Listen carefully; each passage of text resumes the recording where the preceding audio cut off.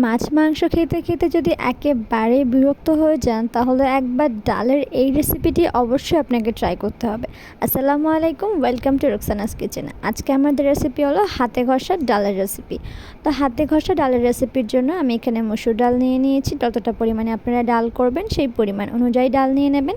দেন এটাকে ভালোভাবে ওয়াশ করে নিতে হবে 2 থেকে 3 বার পানি চেঞ্জ করে করে ডালটাকে একেবারে ভালো করে ধুয়ে নিতে হবে।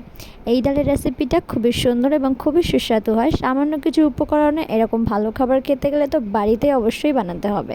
তো ডালটাকে 2-3 বার ভালোভাবে পানি পরিবর্তন করে করে ধুয়ে নেওয়ার পরে এখানে আমাদের সামান্য কিছু সবজি লাগবে, যেটা আমাদের বাসাতেই পাওয়া যাবে বা বাড়িতেই থাকবে।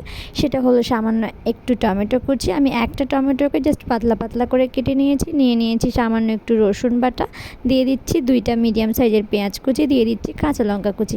ব্যাস এতটুকু হলেই আমাদের সব কিছু উপকরণ রেডি এবং ডালটা বানানোর জন্য রেডি।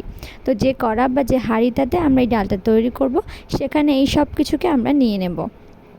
এই সব কিছুকে এখানে নিয়ে নেওয়ার পরে এবারে আমরা মশলাপাতিগুলো দিয়ে দিচ্ছি এখানে সামান্য পরিমাণ হলুদ গুঁড়ো, সামান্য একটু কাশ্মীরি লঙ্কার গুঁড়ো বা লঙ্কা গুঁড়ো, যেটা আপনি দিতে পারেন। তবে ভালো একটা কালার চাইলে কাশ্মীরি লঙ্কার গুঁড়ো আপনি দিতেই পারেন, এটা আপনার জন্য অপশনাল। তারপর দিয়ে দিচ্ছি তেল।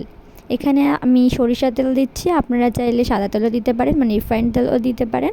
সরিষা তেল দিলে এটার টেস্টটা একটু খুবই সুন্দর হয়। তো তারপর এটাকে ব্যাস হাতে ভালোভাবে মেখে নেব। একদম আমি দেখুন কিভাবে মাখছি, সবগুলো উপকরণকে ভালোভাবে আমি মেখে নিয়ে এখানে এই ডালটা সিদ্ধ হওয়ার জন্য যতটা পানি প্রয়োজন সেই পরিমাণ মতো বুঝে এখানে পানিটাকে আমি দিয়ে দেব। দেন এটাকে ঢাকনা দিয়ে ব্যাস ভালোভাবে এটাকে একটু জাস্ট পানিটা টেনে নেওয়া অবধি আমরা অপেক্ষা করব। তো এখন এটাতে আমি চুলায় বসিয়ে দিচ্ছি, দিয়ে আমি অপেক্ষা করব প্রায় 6 মিনিট মতো। অপেক্ষা করলে এই পানিটা টেনে নিয়ে ডালটা একেবারেই সিদ্ধ হয়ে যাবে। আর ডালটা সিদ্ধ হয়ে গেলে এটা মানে খুলে নিতে হবে। দেন এটাকে ডালের যে ডাব্বু হয় বা ডাল ঘুরানি হয় সেটা দিয়ে একেবারে ডালটাকে মিহি করে একদম নিয়ে নিতে হবে। জানি না অনেকে অনেক কিছু বলে থাকে, আমি সহজ ভাষায় বোঝানোর চেষ্টা করছি, আপনারা বুঝতেই পারছেন বা আমার ভিডিওটা দেখেও বুঝতে পারছেন। ঠিক এভাবেই একটা ডালের ছোটো ডাব্বু দিয়ে আমি ভালোভাবে ডালটাকে একদম ম্যাশ করে নেব।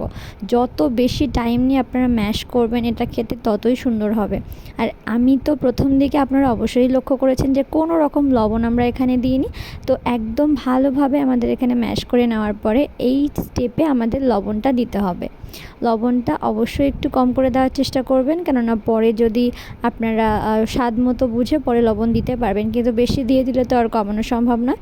তো ডালটাকে আমি একদম ভালোভাবে ম্যাশ করে নিচ্ছি। দেখুন ডালটা একেবারে ভালো করে ম্যাশ করা হয়ে গেছে। আর এবারে আমি লবণটা দিয়ে দিচ্ছি। আমি আমার পরিমাণ মতো লবণ দিয়ে দিলাম। এবার লবণটা দিয়ে দেওয়ার পরে আরও একটু আমি ম্যাশ করে নেব। আর ম্যাশ করা হয়ে গেলে একটু একটু করে পানি দিয়ে মাখাতে থাকবো। একেবারে অনেক পানি দিয়ে ডালটা মানে মাখালে এটা একসাথে হবে না, সেই জন্য একটু একটু করে পানি দিয়ে আমাদের মাখিয়ে নিতে হবে। সবাইকে আমি বলবো যারা এই ভিডিওটা দেখছেন বাড়িতে অবশ্যই একবার এই ডালটা ট্রাই করবেন। এটা হচ্ছে হাতে ঘষা বা হাতে মাখা ডালের রেসিপি। আমরা অনেকে ভেজে ডাল খাই, বাট ওটার থেকে এটা আরও বেশি সুস্বাদু হয়। আমি সবাইকেই বলবো একবার হলেও আপনারা বাড়িতে এই ডালের রেসিপিটা ট্রাই করবেন। আপনারা চাইলে এখানে আলুও অ্যাড করতে পারেন, মানে যেখানে সবজিটা আমরা ঘষে দিলাম ওখানে আলুও দিতে পারেন, তাহলে এটা আরও সুন্দর খেতে হবে। তো এভাবে আমি পরিমাণ মতো পানি দিয়ে নিচ্ছি। আর এটাকে একদম ভালো করে আমাদের ফুটিয়ে নিতে হবে, একদম বকবক করে ফুটবে।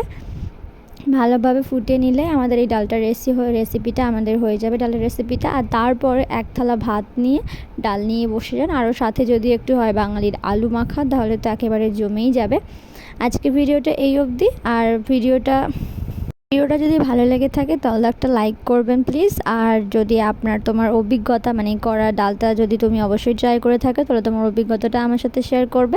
দেখো ডালটা আমার ফুটে উঠেছে আর এখন আমি নামিয়ে নেব আর গরম গরম ভাতের সাথে পরিবেশন করব। তো এরকম নতুন নতুন ভিডিও পাওয়ার জন্য আমার চ্যানেলটিকে সাবস্ক্রাইব করবে। আজকে ভিডিও এই অবধি। আসসালামু আলাইকুম।